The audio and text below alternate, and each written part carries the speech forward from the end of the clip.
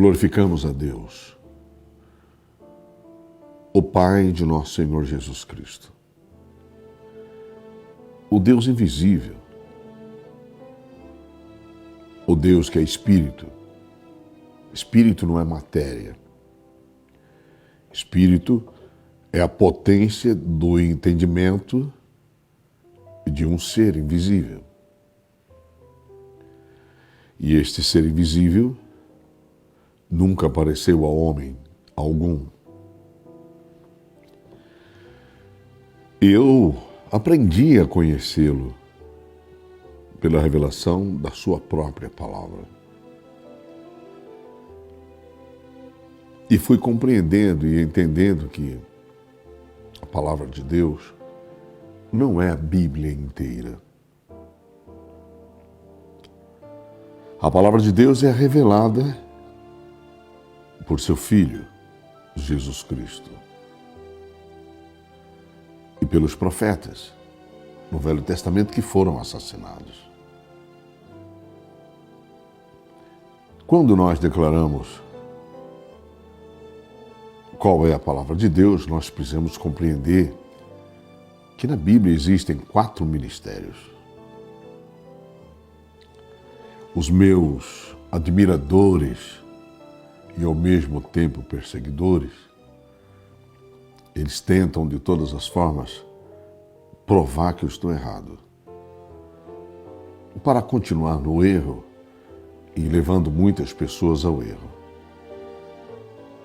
Mas, ao longo desses 31 anos, eu tenho a oportunidade de conhecer cada vez mais. E isso me dá mais segurança, não somente para mim, mas para aqueles que têm crido e para aqueles que hão de crer. Paulo nos escreveu uma coisa muito interessante e disse: porque nada podemos contra a verdade, senão pela verdade. Muitas pessoas estão resistindo à verdade, não é a mim. Eu sou um lixo humano. Não sou digno, mas busquei alguém que, mesmo me achando um lixo humano e indigno, me amou quando eu estava morto em minhas ofensas e em meus pecados, por ignorância. Porque enquanto não sabemos, somos ignorantes. Mas quando sabemos e confirmamos esta mesma verdade e recusamos acreditar nela, já não é mais ignorância, é rebelião, é desobediência, é prevaricação, é conspiração contra a verdade. Paulo fala desta verdade que nada podemos contra ela. E ao longo desses anos eu busquei essa verdade. E fui compreendendo essa verdade. No livro de Hebreus, meus amigos, nós podemos confirmar 2 ministérios no Velho Testamento. Então eu desafio você a provar que eu estou errado. Então quando você disser que eu estou errado, não diga, pastor Araújo está errado. Prove que eu estou errado. Faça como eu. Mostre o que está escrito. Porque se você não mostrar o que está escrito, você é falso, mentiroso. Você não é só meu concorrente. Você é um perseguidor, caluniador, difamador. Você é alguém contrário à verdade. Porque eu não preciso mentir. A verdade está aqui, ela está exposta.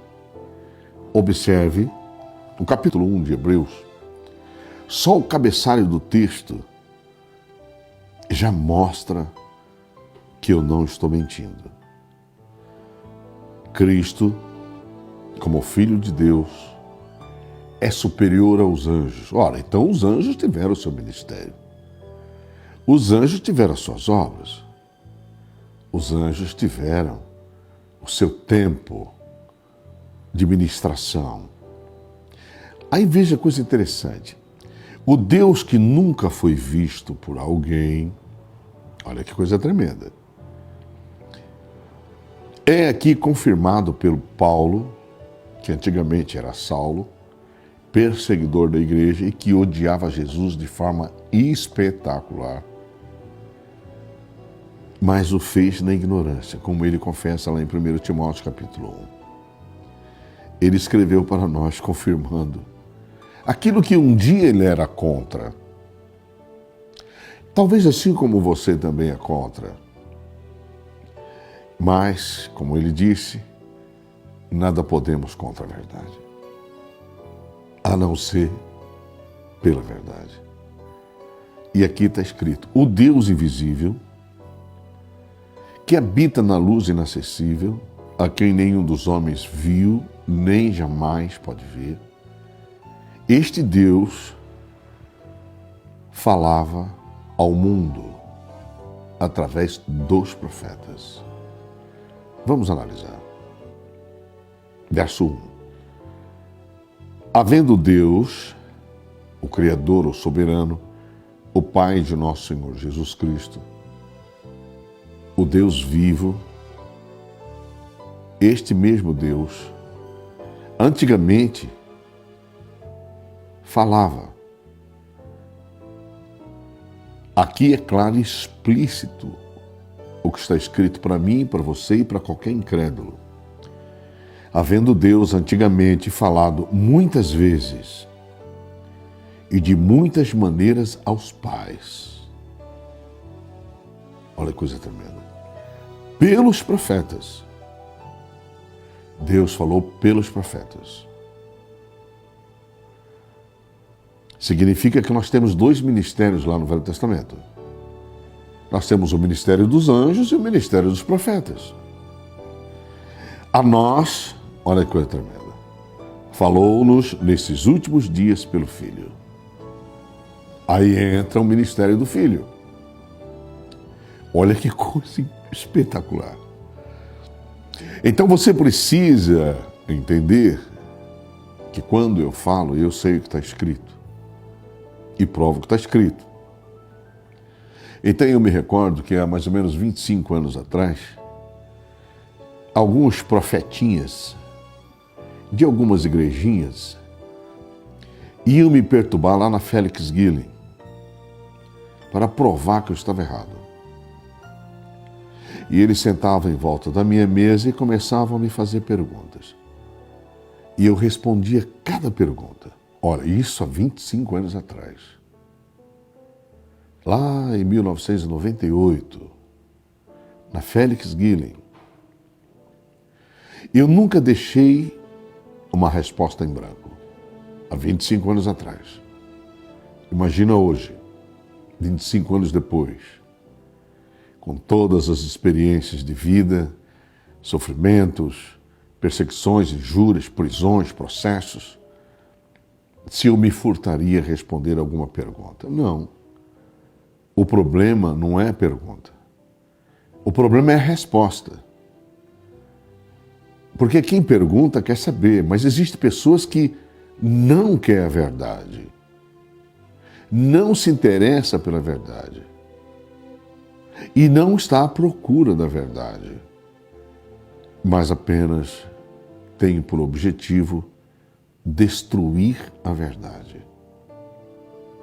E isto é profético. Pedro nos escreveu isso, antes de concluir aqui, posso levar você? Pedro nos escreveu e nos mostrou uma coisa muito interessante. Deixa eu só confirmar para você aqui. Pedro, apóstolo de Jesus Cristo, fazendo parte do ministério apostólico, que já é o 4º ministério da Bíblia, nos escreveu o seguinte, acerca dos falsos mestres. Eu não sei o que você é. Se é falso, se é verdadeiro. Eu sei o que eu sou. Eu sou discípulo de Jesus, seguidor dos ensinos de Jesus Cristo e procuro sobre todas as coisas andar dignamente conforme o Evangelho de Jesus Cristo e conforme os escritos dos apóstolos. E Pedro nos escreveu sobre os falsos mestres, falsos líderes, falsos apóstolos, falsos obreiros, falsos ensinadores. No capítulo 2 de 2 Pedro, ele declara: e também houve entre o povo falsos profetas. Nunca vai haver somente verdadeiro, vai haver falsos também. E como é que a gente pode descobrir um verdadeiro e um falso? O profeta, que fala em nome de Deus, em nome de Jesus, ou em nome dos anjos, sei lá, ou no nome do diabo, do Satanás. Como é que a gente vai saber? Através do que está escrito. Nada podemos contra o que está escrito, a não ser pelo que está escrito. Isso é interessante. Vou voltar já no testemunho que eu estava dando. Dos falsos profetas que foram até minha mesa. E também houve entre o povo falsos profetas, como também entre vós haverá falsos doutores, falsos ensinadores, que introduzirão, olha a coisa tremenda, encobertamente heresias de perdição. Ora, um novo convertido, um cristão novo convertido, que não estudou e que não é bem discipulado, ele vai lá saber o que significa introduzirão encobertamente heresias de perdição? Não tem discernimento nenhum. As pessoas comem o que lhe oferecem. E foi assim que com 9 meses eu também descobri que estava tudo errado. Porque aquilo que Jesus ensinou não está no Velho Testamento. E o que os apóstolos nos ensinaram não está no Velho Testamento, está no Novo. Então prestemos atenção que estes falsos profetas, falsos doutores, introduzirão encobertamente, ocultamente, heresias de perdição. Olha que coisa tremenda. E negarão o Senhor. Quer dizer, negarão Jesus para ficar com os anjos. Esta é uma realidade, querido. Negarão o Senhor que os resgatou das mãos dos anjos, dos principados e potestades, das hostes espirituais da maldade. Os anjos, queridos. E que coisa tremenda. Trazendo sobre si mesmo falsos doutores, falsos mestres, e sobre todos os que creem, seguem a estes tais, repentina perdição. O que é repentina perdição? Tem gente que já pensa que é a condenação viva agora, que não se apresenta fisicamente. Ela se apresenta espiritualmente.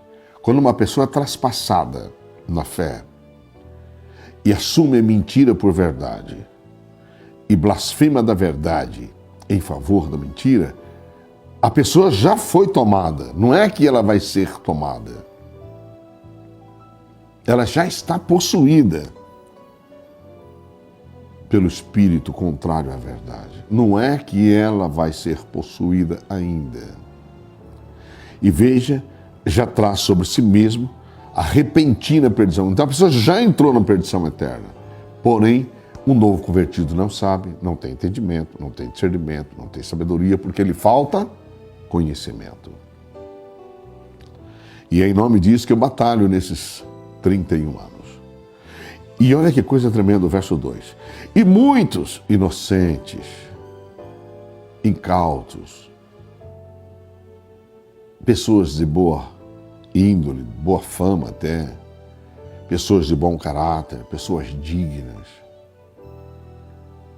que não conferem o que está escrito, apenas creem na fala do indivíduo falso, mentiroso, dissimulado. Estes muitos inocentes que não conferem o que está escrito seguirão as suas dissoluções. E olha que coisa, pelos quais será blasfemado o caminho da verdade. Olha que coisa tremenda. Pastor, então a verdade tem um caminho? E existe um caminho da verdade? Existe. E era isso que eu mostrava àqueles cidadãos que me procuraram há 25 anos atrás, tentando provar que eu estava errado. E quando eu mostrava essa realidade, alguns diziam assim na minha face, diante de todos: está escrito, mas eu não aceito. Aquilo virava chacota. Nós ainda éramos novos, não tínhamos discernimento que temos hoje. Então a gente ria e falava: ó, coitados, bando de trouxa. Eu peço até perdão por esses momentos, se algum desses tais ainda estiver vivo. Hoje eu tenho piedade, tenho compaixão. E eu falo para os meus discípulos: confira se está escrito. Se não está escrito, não acredite. No período que eu estive dentro da garrafa, alguns falsos líderes enganaram irmãos e irmãs dentro da igreja e os arrebataram para a perdição. E por que esses tais caíram na minha ausência? Porque acreditaram nos falsos líderes e não conferiram o que estava escrito. Hoje muitos choram, pedem perdão, misericórdia, compaixão.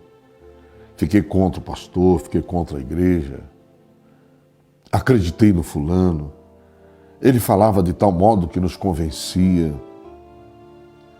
Chorava, pranteava. Existe mil maneiras de enganar as pessoas. Mas quando está escrito, ninguém engana ninguém. E quem se deixa enganar é porque é preguiçoso. Não gosta de conferir. Come gato por lebre mesmo. Estes tais que blasfemam o caminho da verdade, perseguem, caluniam, difamam, injuriam, por avareza, olha a coisa tremenda, farão de vós negócios com palavras fingidas. Vocês sabem o que significa palavras fingidas? Palavras dissimuladas, fingidas, falsas, enganadoras. Que coisa tremenda. Sobre os quais, já de largo tempo, não será tardia a sentença. E a sua perdição, a sua desgraça, a sua ruína, a sua maldição, a sua condenação não dormita. Dos falsos líderes, falsos mestres, falsos ensinadores e também dos seus seguidores. Então é muito importante que você que me ouve confira. Meu amigo, confira a revelação.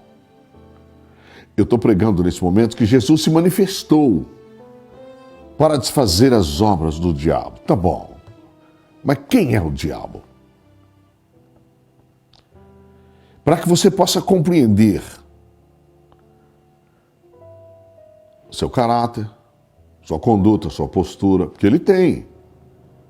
Quem é o diabo? Você precisa descobrir a sua personalidade. Você precisa entender e conhecer a sua natureza maligna. É verdade. Através do seu comportamento, você compreende a natureza maligna do diabo e dessa natureza maligna você descobre o seu comportamento e vai em cima da sua imagem. Ora, todo mundo diz que o diabo é um anjo caído. É verdade, ele é um anjo caído. Ele era um querubim ungido. Ótimo, mas quem é o tal? Se Jesus se manifestou para desfazer as obras do diabo, eu te faço uma pergunta. E se Jesus não tivesse vindo? O diabo continuaria sendo o diabo? Não, ele continuaria sendo Deus. e estabelecendo as suas obras. Então nós precisamos conhecer o diabo, saber quem ele era e quais são as suas obras. Mas precisamos estar atentos às coisas escritas. Senão, nós erramos. Eu não falo nada que não está escrito. Olha lá. Vamos voltar a Hebreus de novo. Havendo Deus antigamente falado muitas vezes, de muitas maneiras aos pais, pelos profetas, que foram assassinados, todos foram assassinados. Olha que coisa tremenda. A nós falou-nos nesses últimos dias pelo Filho. Eu te faço uma pergunta. O Filho, Jesus, ele falou onde? No Velho ou no Novo Testamento? Jesus falou no Novo Testamento. Isto é incontestável. Jesus falou o quê? Jesus falou aquilo que o Pai determinou que ele falasse, que ele ensinasse, que ele instruísse, que ele revelasse. Ora, que coisa tremenda! Este mesmo Deus, o Criador, o Pai, no verso 2 está dizendo assim: a quem constituiu o herdeiro de tudo. Quem é o herdeiro de tudo? É Jesus. Jesus veio desfazer as obras dos anjos, meu querido. Dentre eles estava o diabo. Mas quem é o diabo, pastor? Ora, estude que você vai saber quem é. É estudando que a gente sabe quem é. É pesquisando que a gente sabe quem é. Hoje eu estou te apresentando Jesus, que veio desfazer as obras do diabo, como está lá em 1 João capítulo 3, verso 7, verso 8. Este mesmo Jesus, a quem o Pai o constituiu herdeiro de tudo, está escrito aqui no verso 3. Olha lá. O qual, Jesus, o Verbo que se fez carne, ele é, olha lá, o qual, sendo o resplendor da sua glória. Glória de quem? A glória do Pai. E olha mais interessante. E a expressa imagem da sua pessoa. Então Jesus é a expressa imagem do Pai. Então, por Jesus, eu posso conhecer o Pai. Olha, na imagem,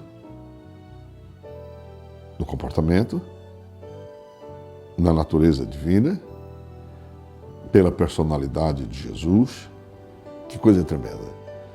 Pela conduta, pela postura, que forma o caráter. Então eu conheço o Pai através de Jesus. Ele é a expressa imagem da sua pessoa. E sustentando todas as coisas pela palavra do seu poder. Poder de quem? Poder do Pai. Havendo feito por si mesmo, aí entra Jesus, o Verbo que se fez carne, e se entregou por nós. Havendo feito por si mesmo a purificação dos nossos pecados pela sua morte vicária na cruz e pelo sangue derramado. Ele purifica os nossos pecados. Então, ressuscitado dentre os mortos, assentou-se à destra da majestade nas alturas. Agora observe coisa tremenda. Feito tanto mais excelente do que os anjos. Ora, então os anjos tinham ministério, os anjos tinham suas obras, os anjos tinham seu trabalho, os anjos tinham a sua missão. Jesus veio desfazer essas obras. E olha que coisa tremenda. Jesus foi feito tanto mais excelente do que os anjos. Você quer mais explícito do que isso? Você quer Jesus ou você quer anjo? Quem é mais excelente, Jesus ou os anjos? Uma questão de escolha. Vamos ler de novo? Feito tanto mais excelente do que os anjos. Quanto herdou, mais excelente nome do que eles. Ora, mais excelente nome do que eles. Então o nome de Jesus é mais excelente do que o nome dos anjos. Mas tem pessoas que adoram anjos. Fazer o quê? eu prefiro ficar com Jesus. Ainda que o seu nome, na incredulidade, no desrespeito, nos desdém, nas perseguições, calúnias, difamações, seu nome seja achincalhado pela maioria das pessoas. Isto é, pelos rebeldes, discípulos dos anjos, pelos prevaricadores, discípulos dos anjos, pelos conspiradores, discípulos dos anjos que conspiram contra a verdade, pelos apóstatas da verdade, discípulos dos anjos. Pelos homens e mulheres do pecado, filhos da perdição eterna, discípulos dos anjos. Pelos subversivos, discípulos dos anjos. Eles odeiam o nome de Jesus. E colocam outros nomes acima do nome de Jesus. Ora, tudo é uma questão de escolha e opção. E liberdade.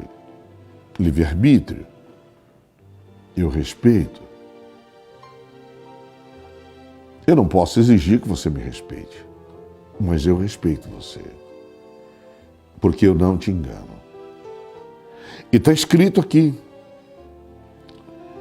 verso 5, olha que coisa espetacular. Porque a qual dos anjos disse jamais? Olha que coisa tremenda. Está falando de quem? Está falando do Pai. Está falando do Deus eterno, o soberano, o Deus vivo. O Pai de nosso Senhor Jesus Cristo. Porque a qual dos anjos disse jamais? Tu és meu filho, hoje te gerei? Que coisa tremenda. O Pai não disse isso para nenhum anjo, meu querido. Para nenhum deles. Apesar que eles eram muitos e estabeleceram uma obra que Jesus veio desfazer. Quer você aceite ou não. Esta é a verdade que está escrita. Deus, o Pai, nunca disse para nenhum dos anjos, tu és meu filho, hoje eu te gerei. E outra vez, eu lhe serei por pai e ele me será por filho. Nunca, jamais foi dita a nenhum anjo essa realidade. Verso 6. E quando outra vez introduz no mundo o primogênito. Quem é o primogênito? Jesus. Diz, e todos os anjos de Deus o adorem. E os anjos do diabo? Você acha que vão adorar Jesus? Claro que não. Mas pastor, quem é o diabo? Em primeiro lugar, o diabo é um Deus. Paulo deixou claro que ele é um Deus. E ele mesmo se fez Deus. Quando nós lemos, meus irmãos, a profecia no livro de Isaías, eu vou te levar lá rapidinho, para você não errar. Isaías capítulo 14. Ele falou o que ele era. Vamos confirmar aqui, ó. Se você ler inteiro e tiver capacidade espiritual, isto é, unção, porque a unção ensina todas as coisas, você vai entender muito. Mas por enquanto eu vou ler para você o verso 1 e 2. O profeta Isaías falou. Porque o Senhor se compadecerá de Jacó. Jacó é aquele a quem Deus fez um concerto. O mesmo que fez com Abraão. E declarou que através dele todas as famílias seriam benditas na terra. A mesma promessa feita a Abraão foi feita a Jacó. E Jacó é figura daquele que sustenta essa promessa da fé. E ainda, olha lá, elegerá Israel. Elegerá a Israel. Que coisa. Mas nem todos que são de Israel são israelitas. Olha lá. E ainda elegerá a Israel. E o porá na sua própria terra. E ajuntar-se-ão com ele, olha só, os estranhos. E se achegarão à casa de Jacó. Mas pastor, quem são os estranhos? Os estranhos são os gentios. Que se unirão pela revelação da fé à descendência de Jacó. Agora veja o verso 2. E os povos os receberão e os levarão aos seus lugares.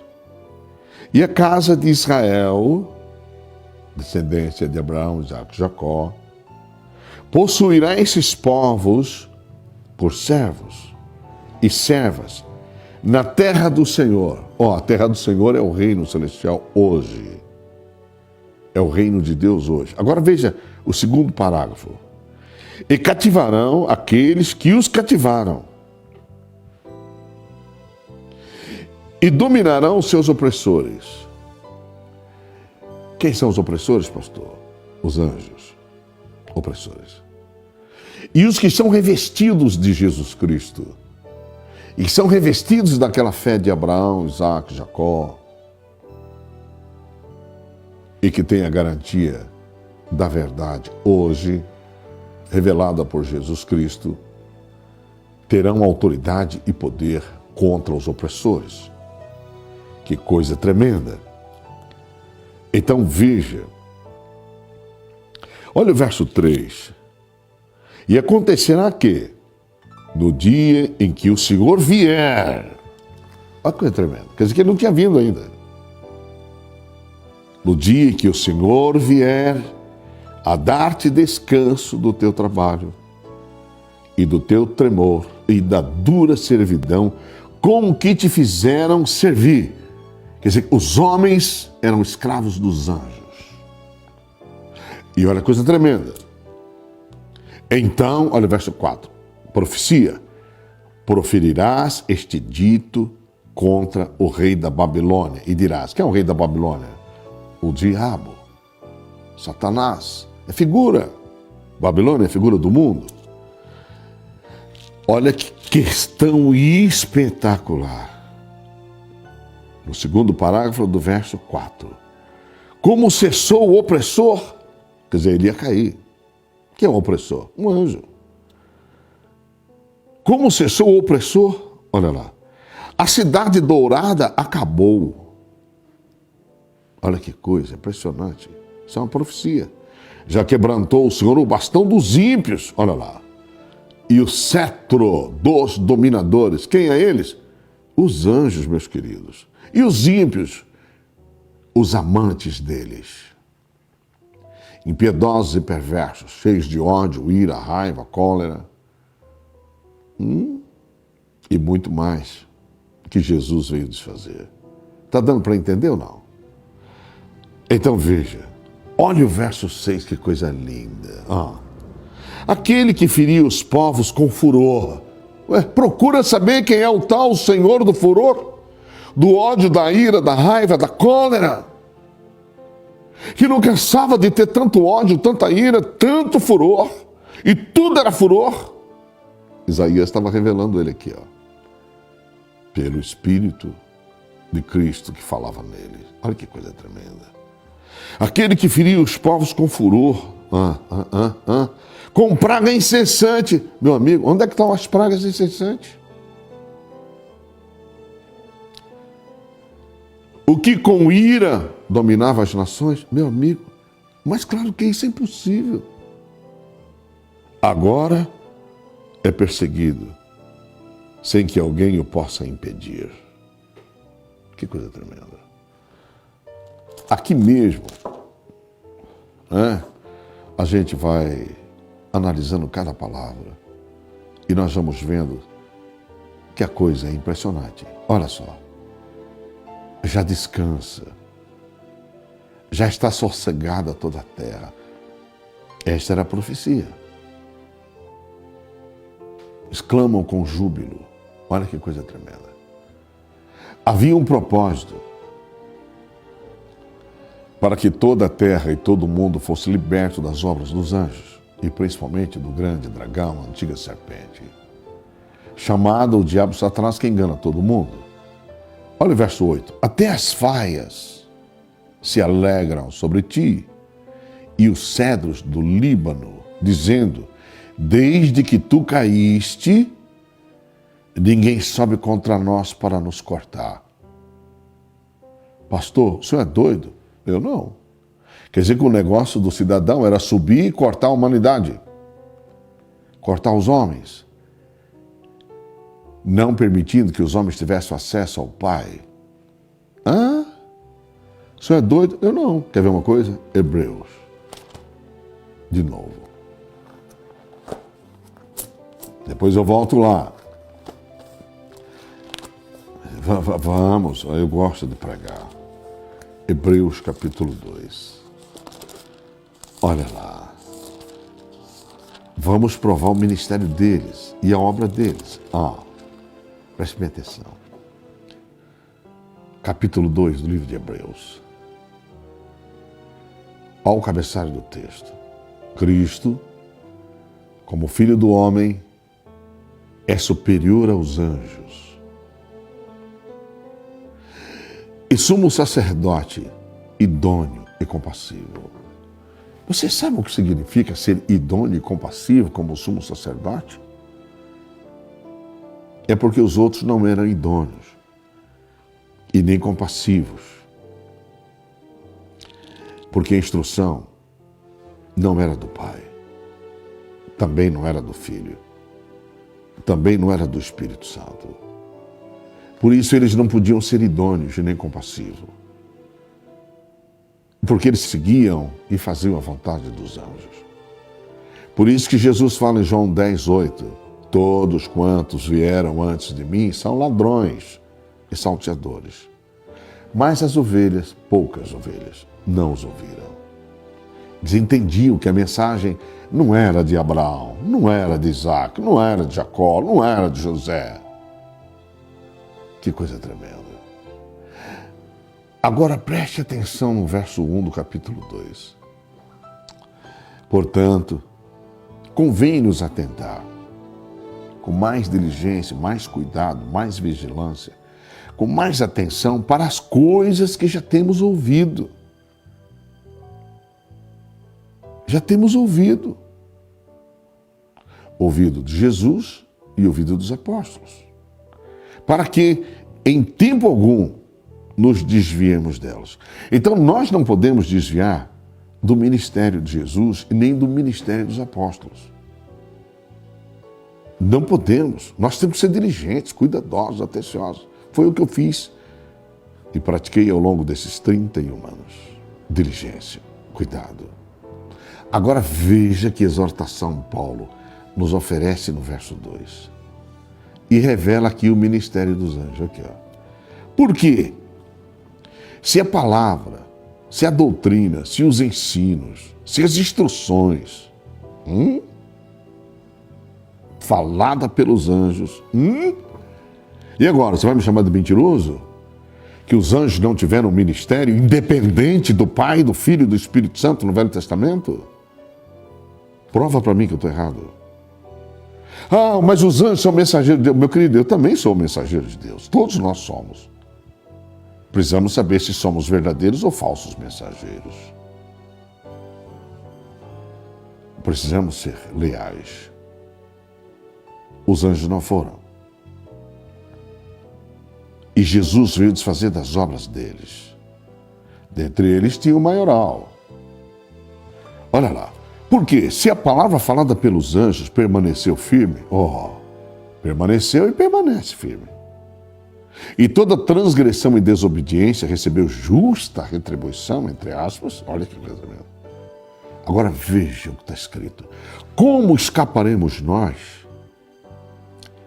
se não atentarmos para uma tão grande salvação? Tão grande salvação. Quem trouxe a salvação? Jesus. Por que Jesus trouxe a salvação? Porque os anjos condenaram a humanidade inteirinha. A humanidade toda está sem salvação. Quem fez isso? Os anjos, queridos. Os anjos fizeram isso. E você tem raiva de mim porque eu estou falando a verdade. Eu estou instruindo, estou ensinando. Então nós temos que ter muita diligência, muito cuidado. E responder a questão aqui. Como escaparemos nós se não atentarmos para uma tão grande salvação, a qual salvação, começando a ser anunciada pelo Senhor Jesus Cristo.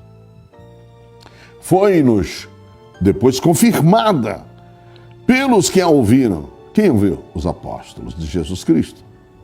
Então nós temos o ministério dos anjos no Velho Testamento, nós temos o ministério profético do Velho Testamento, nós temos o ministério de Jesus Cristo, que é o ministério da salvação, o Evangelho, palavra da verdade da nossa salvação, e temos o ministério dos apóstolos, que revelam a graça, misericórdia, compaixão, piedade e bondade de um Deus desconhecido da raça humana. Dá para você me entender agora? Um Deus desconhecido que veio a ser revelado por Jesus Cristo. Olha lá. Como escaparemos nós se não atentarmos para uma tão grande salvação, a qual salvação, começando a ser anunciada pelo Senhor Jesus Cristo, foi-nos depois confirmada pelos que a ouviram, os apóstolos, testificando também o Criador, o Pai de nosso Senhor Jesus Cristo, Deus com eles, por sinais e milagres e várias maravilhas e dons do Espírito Santo, distribuídos por sua vontade? Meu amigo, presta bem atenção agora no que você vai ler e vai ouvir, se é que você quer salvação. Se não, pode ficar com os anjos, com esse mundo mesmo. Fica à vontade. Mas não me chama de mentiroso nem falso profeta, porque eu não sou. Olha que questão espetacular, olha.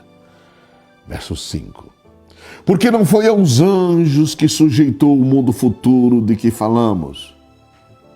Ué, mas por que os anjos estão fora do mundo futuro? Porque eles sofreram castigo, eles sofreram derrota. Jesus Cristo veio desfazer das obras dos anjos, dentre eles o diabo. E por quê? Porque eles foram infiéis ao Pai. Eles encurralaram o Pai, encurralaram Deus lá nos céus. Encurralaram e não permitiram que Deus falasse. Aí Deus falava através de quem? Dos profetas. Eles iam lá e matavam. E dava ordem para o povão matar. E o povão ia lá e matava mesmo, porque é ordem para matar, então mata o desgraçado aí. Negócio tremendo, não é? Então Deus estava encurralado. E eles estavam no comando. Então Deus falou assim, ó, esse mundo não me interessa mais, eu dou para eles, mas eu vou comprar cada alma lá que acreditar em mim. Aí Deus preparou um mistério. Sabe o que é o mistério? Cristo. O mistério de Deus. Que veio provar para nós, através da sua pregação, do seu ministério, através da ressurreição dos mortos, ele veio provar para nós que é o mundo futuro de que falamos. Mundo esse dos quais os anjos não tem chance. Por que não tem chance? Porque eles foram maldosos, perversos, corruptos, enganadores, profanos. Eles fizeram uma obra de rebelião violenta, prevaricação tremenda. Eles fizeram uma obra de conspiração contra o Criador, apostasia total entre eles e levaram a humanidade a esta apostasia que nós vemos hoje. As pessoas preferem ser homens e mulheres de pecados, filhos e filhas da perdição. As pessoas preferem serem apóstatas. E lutam para continuar com essa apostasia, provando essa realidade através da subversão dos valores. De quem? Dos anjos. Então os anjos estão fora da eternidade do Pai. Os anjos caídos, os quais Jesus veio desfazer as suas obras. Que coisa tremenda. Olha a pergunta de novo. Porque não foi aos anjos que sujeitou o mundo futuro de que falamos, mas em certo lugar testificou alguém dizendo, olha lá, que é o homem para que dele estilemos. Era assim que os anjos faziam, como nós acabamos de ler lá em Isaías 14. Ele subia e falava para o Pai lá encurralado, em espírito, não é matéria. Que é homem para que deles te lembres? São umas pulguinhas. Eles cometem os erros lá e nós mesmos eliminamos eles. Que coisa tremenda. Nós já preparamos tudo. Que é homem para que deles te lembre? Deus cheio de amor, piedade, misericórdia, compaixão, bondade, queria salvar a humanidade. E eles diziam, que é homem para que deles te lembres? Deus querendo os homens para que fosse eterno com ele. Mas os anjos não queriam. Olha outra pergunta. Ou o filho do homem para que o visite? Você não precisa ir lá, ó Deus. Fica aí mesmo no teu lugar. Deixa que nós cuidamos daqueles humanos lá. Eles são os lixos humanos. Meu amigo, esse é o trabalho dos anjos. Agora veja que mistério. Deus amou, mas amou a humanidade de tal maneira que deu o seu Filho unigênito. Para que todo aquele que nele crê não pereça na mão dos anjos, mas tenha a vida eterna com o Pai. Agora veja o verso 7. Tu, ó Deus, tu, ó Pai, o fizeste um pouco menor do que os anjos. Então Jesus se fez carne. De glória e de honra o coroaste e o constituíste sobre as obras de tuas mãos. Que coisa tremenda. Então as obras de Jesus não é as obras dos anjos. É as obras do Pai. As obras do Pai está no Filho. É um antagonismo espetacular as duas obras. Você não acha? Pastor, que coisa tremenda.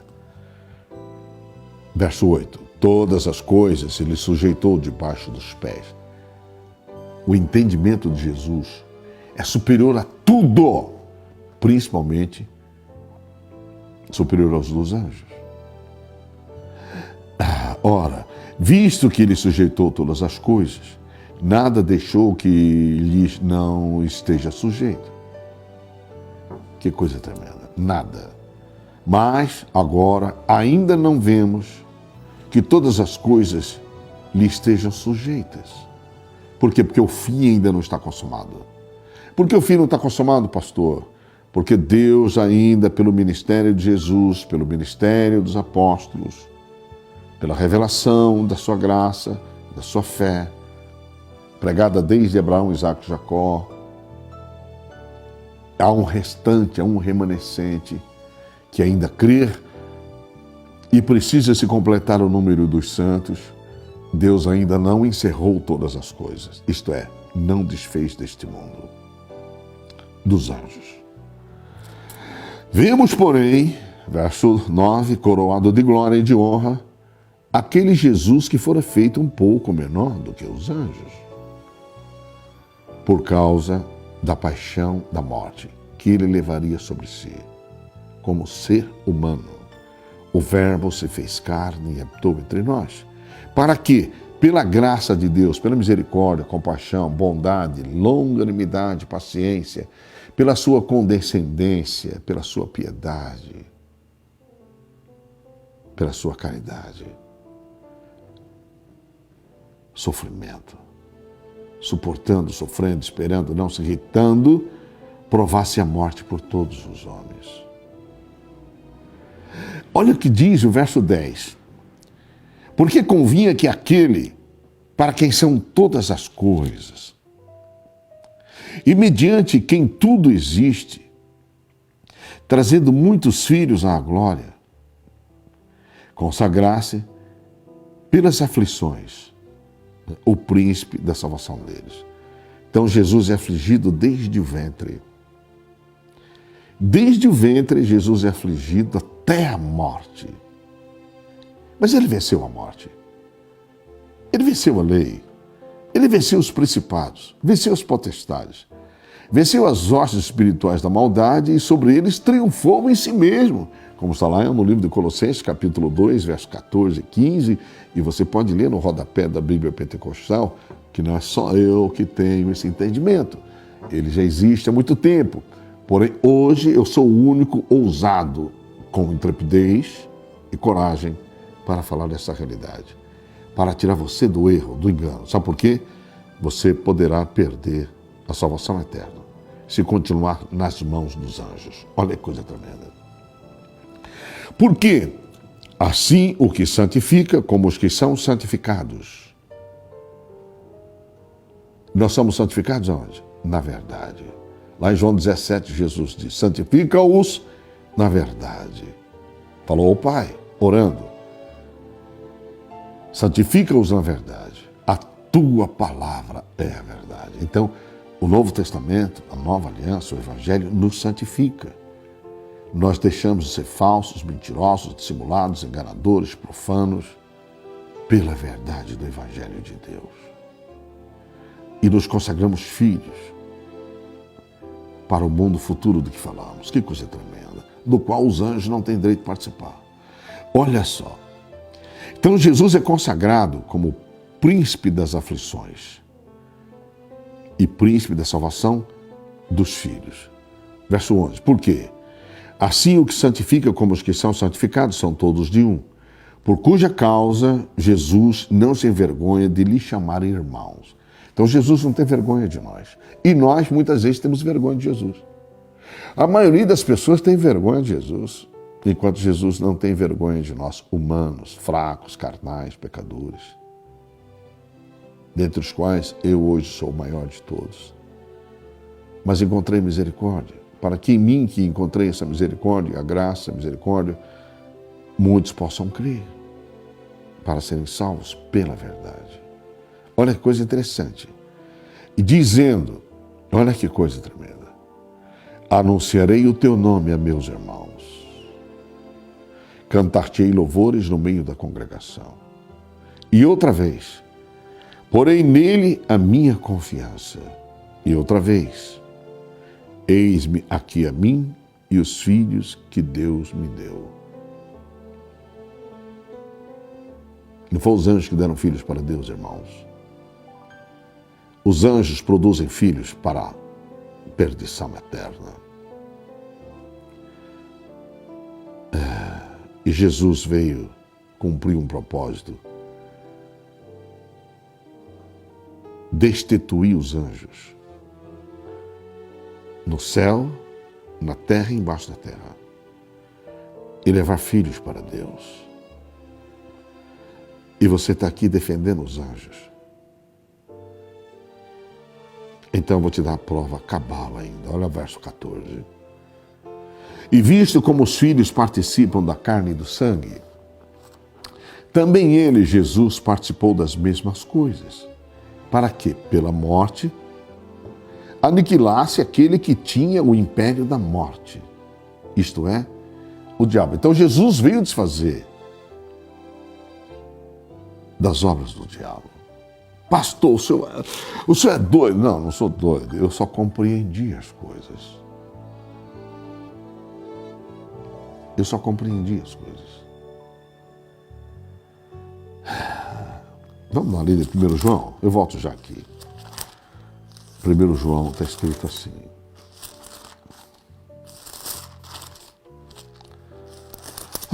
Meu amigo, coisa tremenda. Capítulo 3.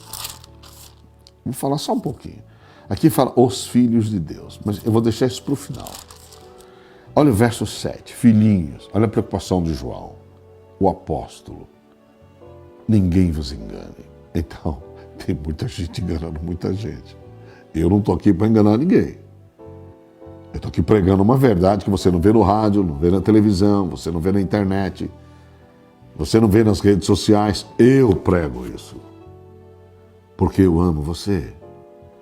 Sua vida vale mais do que todo mundo para Deus. Não há nada mais importante do que você para Deus.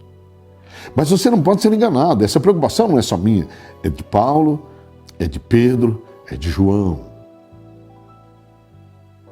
Através do ministério deles, eu dou continuidade ao ministério apostólico. Eu falo a verdade. Filhinhos, ninguém vos engane. Quem pratica justiça é justo, assim como ele é justo.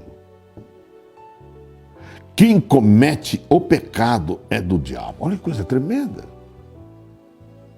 Mas de que pecado estamos falando?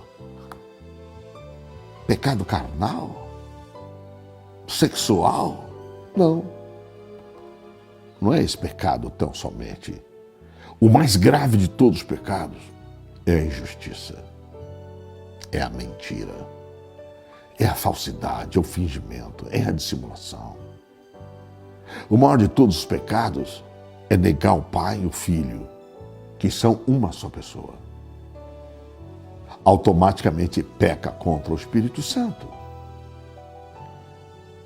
Quem comete o pecado é do diabo. Porque o diabo peca desde o princípio. Qual é o propósito do diabo? Parecer Deus, ser igual a Deus, dominar a raça humana todinha. Vou te levar lá já, não esqueci não, Isaías 14. Isto, meu amigo, é uma bomba nos ouvidos dos adoradores dos anjos. Mas é um bálsamo de alegria e de unção daqueles que buscam adorar a Deus em espírito e em verdade. Olha que coisa tremenda. Quem comete o pecado é do diabo. Porque o diabo peca desde o princípio, ele mente desde o princípio. Ele fala que ele é Deus, que ele é Senhor, que ele manda, que ele faz na sua fúria, no seu ódio. E olha que coisa tremenda. Para isto, o Filho de Deus se manifestou para desfazer as obras do diabo. Então Jesus desfaz as obras do diabo em duas dimensões. Na prática, provando a realidade, na sua conduta, caráter, postura, personalidade, na sua natureza divina. Jesus revela o Pai no seu comportamento e na sua imagem. Coisa espetacular. Desfaz completamente daquelas obras. E também vem para a minha vida e para a sua vida para desfazer as obras do diabo na nossa vida. Então ele vem desfazer da injustiça, da mentira, da falsidade, do fingimento, da dissimulação, na minha vida, na sua vida e na nossa vida. Jesus vem desfazer da nossa vida a soberba, a arrogância, a presunção, a altivez. Ele vem desfazer da nossa vida do ódio, da ira, da fúria do Satanás. Olha que coisa tremenda. Ele vem desfazer na nossa vida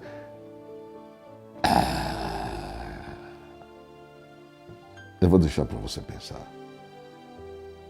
Ele vem desfazer da nossa vida das raízes de amargura, ressentimentos, mágoas, tristezas, rancor, vingança. Ele vem desfazer da nossa vida tanta coisa, não é? Tem coisa que eu não falei aqui. Eu vou deixar você pensar. Tá bom? Por isso Jesus disse, se alguém te bater na face direita, oferece a outra. E Jesus veio desfazer do ódio, da fúria, da vingança. E provou isso em sua própria carne. E eu estou levando a igreja a compreender que é assim que nós venceremos o maligno. Para que sejamos filhos de Deus. Quando eu vivia no celibato, numa doutrina errada que eu aprendi, eu não tinha essa verdade. Hoje eu a tenho. Eu deixei de ficar pensando que eu era santo para ser filho da verdade e fazer com que você também seja filho da verdade e possa se revestir de Jesus Cristo. Olha lá, se revestir de Jesus Cristo, se revestir do seu caráter, da sua postura, da sua conduta, se revestir da sua humildade, mansidão, da sua temperança, do seu equilíbrio. Se revestir de Jesus Cristo é se revestir da sua fé, do seu fundamento. Se revestir da sua justiça, da sua condescendência, da sua bondade, benignidade. Se revestir de Jesus Cristo não é se revestir do celibato, meu amigo. Quando eu falo que o evangelho que eu prego não aprendi de homem nenhum, não aprendi de homem nenhum. Paulo compreendeu e escreveu para nós lá em Romanos capítulo 13, verso 14, revesti-vos do Senhor Jesus Cristo. Revesti-vos da sua imagem, do seu comportamento, da sua temperança, da sua sobriedade, da sua natureza divina. E não tenhais cuidado da carne em suas concupiscências. Está lá. Paulo já escreveu isso já no fim da carreira, quando ele compreendeu essas verdades que eu também compreendo. Hoje, depois de 31 anos. Não tive coragem de dizer para você que eu aprendi errado e ensinei errado. Mas eu tive humildade para confessar e hoje eu falo a verdade. Quando Paulo também era menino, fazia as coisas de menino, discorria como menino, andava como menino. E como menino ele entregou aquele homem a Satanás. Orou em nome de Jesus para que o outro ficasse cego. Era obra de menino, não sabia suportar ainda. Não sabia sofrer, não sabia esperar. Ainda se irritava facilmente. Mas nós chegamos a esse estágio. E quando somos revestidos do Senhor Jesus Cristo. Eu não precisava do celibato. Aliás, nenhum ser humano precisa do celibato. Nós precisamos conhecer Jesus. E nos revestirmos dele. Da sua postura, da sua conduta, da sua bondade, da sua humildade, da sua mansidão. O resto Deus vai limpando a gente pela santificação da verdade. Santifica-os na verdade. Não é o celibato que nos santifica. Quem nos santifica é a verdade. Está lá em João 17, verso 17. Santifica-os na verdade. A tua palavra, Pai, que é o Evangelho, é a verdade. E por eles me santifico a mim mesmo. Conduta, caráter, postura, essa é a santificação. Por eles me santifico a mim mesmo. Personalidade, na minha natureza divina. No meu comportamento, na minha imagem. Para que eles também sejam santificados na verdade. Não é no celibato.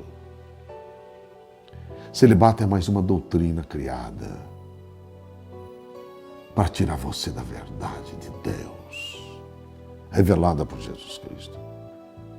Por isso, João falou no verso 9, qualquer que é nascido de Deus não comete pecado. Qual é o pecado?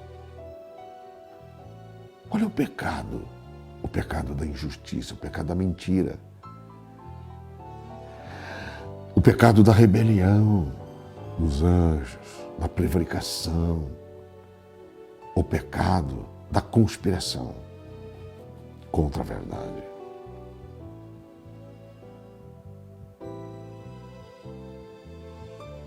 O pecado da apostasia, do abandono da fé. Fé não tem nada a ver com a lei.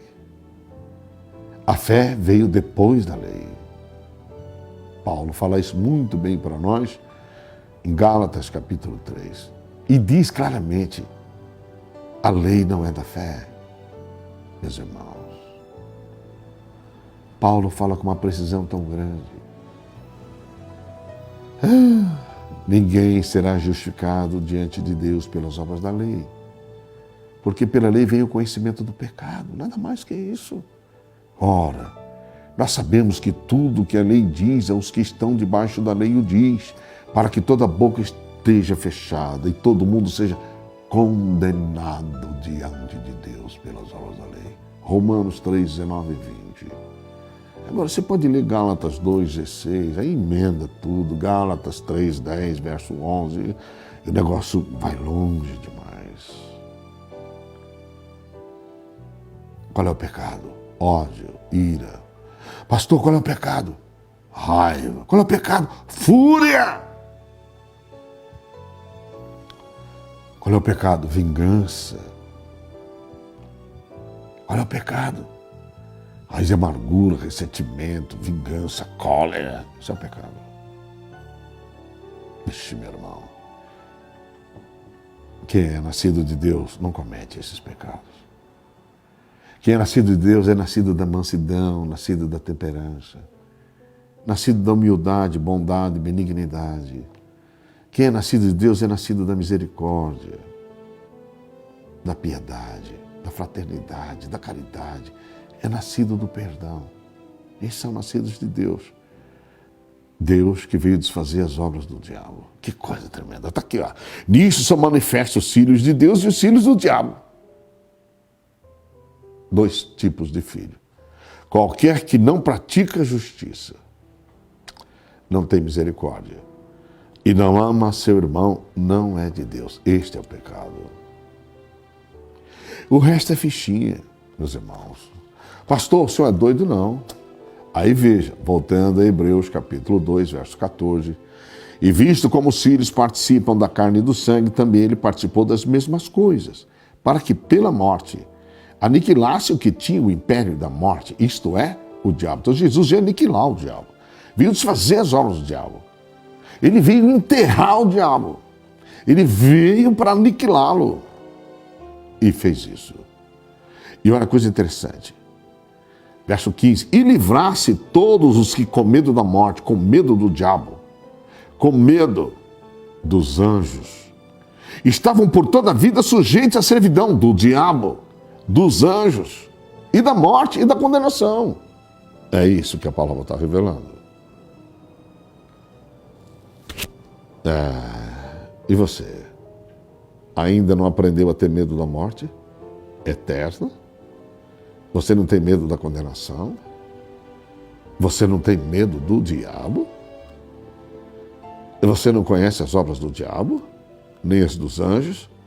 Então vem comigo. Eu ensino detalhadamente. E com agravante, ó. E livrasse todos os que, com medo da morte, verso 15 de Hebreus 2, estavam por toda a vida sujeitos à servidão do pecado, do ódio, da ira, da fúria, da raiva, da cólera, da traição, da falsidade, da mentira. Olha o verso 16, coisa linda, olha que coisa maluca. Meu amigo, eu fico impactado, ó, porque, na verdade, ele não tomou os anjos. Olha que coisa tremenda. Ele não tomou os anjos. Vírgula, mas tomou a descendência de Abraão. Quem é a descendência de Abraão, meu amigo? A descendência de Abraão são os filhos da fé. Mas nem todos que são descendentes de Abraão são filhos de Abraão. Não esquece disso. Nem por serem de Israel são israelitas. Sabe por quê? Muita gente caiu na mão dos anjos. E está até hoje. Esse é um propósito tremendo, não é? Pastor, o senhor é doido? Não, eu não sou doido. Eu estou te falando a verdade. Jesus veio desfazer as obras do diabo. Ele desfez da morte, desfez da condenação, ele desfez da servidão do pecado, ele desfez do ódio, da ira, da raiva, da fúria. E você também precisa desfazer. O diabo mandava em tudo, meu amigo. Ele mandava em tudo, era um negócio tremendo. Mandava na raça humana todinha aqui, ó. A raça humana todinha estava por toda a vida sujeitos à servidão. Condenados, mortos, nas mãos dos anjos. E Jesus veio fazer uma obra que as pessoas não entendem, por falta de quem lhes esclareça. Paulo pregou e ensinou com uma facilidade. Olha a coisa tremenda. Verso 17, pelo que convinha que em tudo fosse semelhante aos irmãos. Semelhante a mim, semelhante a você, semelhante a nós. Que lutamos também para sermos filhos de Deus. Em tudo fosse semelhante aos irmãos para ser misericordioso. Olha lá.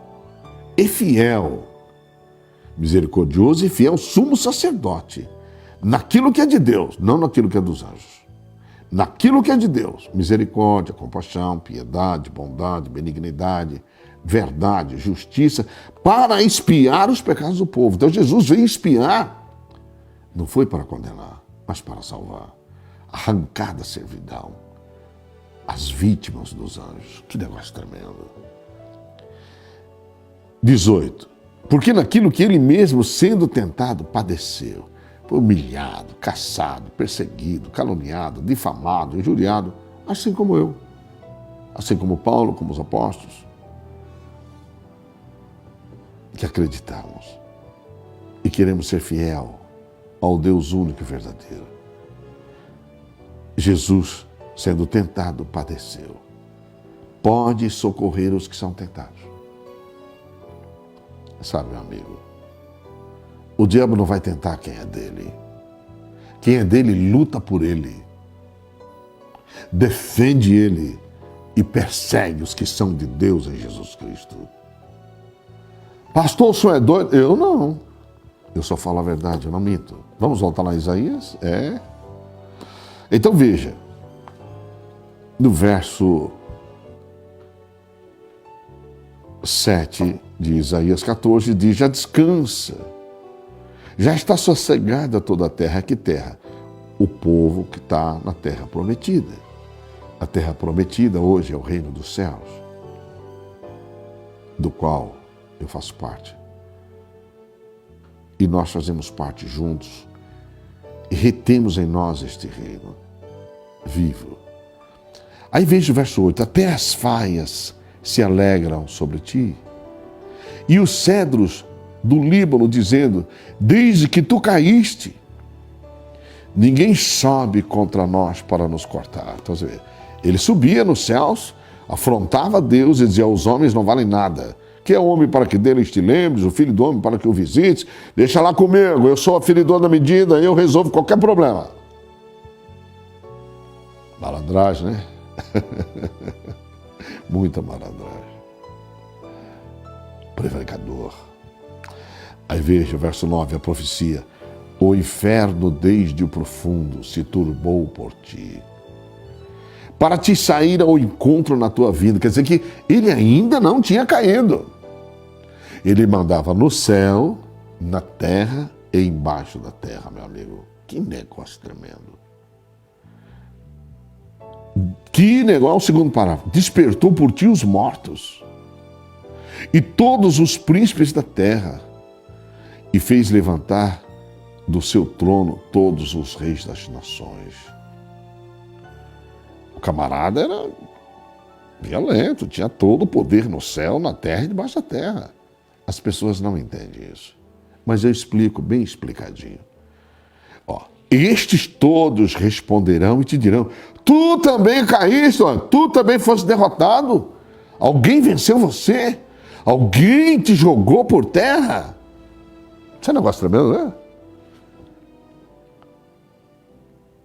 Rapaz, olha, tu também adoeceste, como nós, e foste semelhante a nós, fracos, derrotados, mortos, destituídos, sem chance nenhuma para subir aos céus.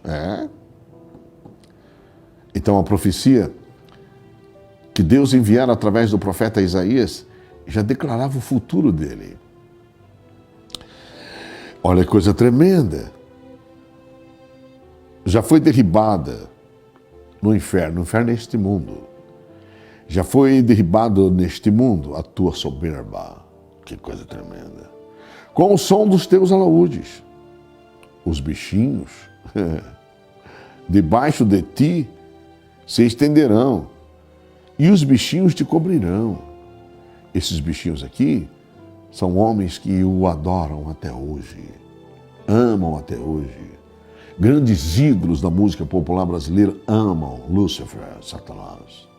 Grandes jogadores amam Lúcifer. Ultimamente, nós vimos aí o próprio Casagrande, Walter Casagrande Júnior, declarou na Rede Globo: eu amo Lúcifer, eu adoro Lúcifer, eu quero que Jesus vá para aquele lugar. Casagrande tem um monte de seguidores. E aí na internet você acha. Então, olha a coisa tremenda. Olha o verso 12: como caíste do céu, ó estrela da manhã. Isso aqui era o futuro dele que estava desenhado lá. Como caíste do céu, estrela da manhã, filha da alva. Como fostes lançado por terra. Olha, tu que debilitavas as nações, está vendo? A humanidade inteira estava debaixo desse poder, debaixo dessa rebelião violenta, dessa conspiração impressionante. E, meus irmãos, se os homens ouvissem e crescem na revelação do Pai por Jesus Cristo, o mundo seria uma maravilha. Mas, infelizmente, o homem não crê. E vemos, então, essa desgraceira terrível que está aí. E olha só como ele é revelado aqui no verso 13. E tu dizias no teu coração, eu subirei ao céu. Então ele ia lá. E acima das estrelas de Deus, olha que coisa, exaltarei o meu trono. E no monte da congregação, aqui na terra, me assentarei da banda dos lados do norte. E você sabe que banda dos lados do norte é essa? Não sabe? Mas está tudo escrito na Bíblia. Você quer essa palhinha? Eu não vou dar, não. Só se você for discípulo. Aí você vai saber. Mas se for sábio estudar, você descobre as bandas do lado do norte onde é e quem são. E olha o que ele dizia, subirei acima das mais altas nuvens e serei semelhante ao Altíssimo, porque ele não pode se mover, ele é espírito. Ele não pode sair daquele lugar. Então eu mando aqui embaixo, eu mando debaixo da terra e eu mando lá nos céus também. Que coisa tremenda. Olha o verso 15. E, contudo, levado serás ao mundo. Olha lá. À terra, ao inferno que é este mundo. Ao mais profundo do abismo, que é este mundo. Está aqui. É muito simples compreender. É muito simples. Eu chamo a sua atenção. Eu vou te levar, sabe onde? Lá na frente, numa outra profecia.